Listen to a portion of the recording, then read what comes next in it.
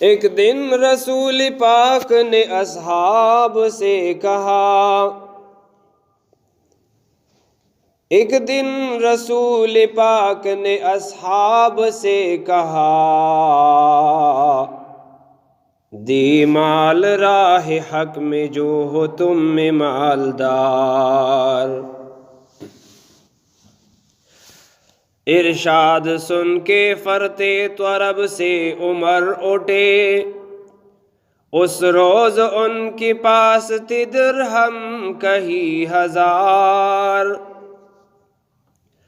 دل میں یہ کہہ رہے تھے کہ صدیق سے ضرور بڑھ کر رکھے گا آج قدم میرا راہوار۔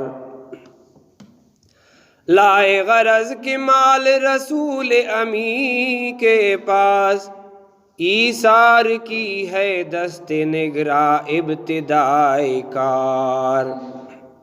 پوچھا حضور سرور عالم نے اے عمر،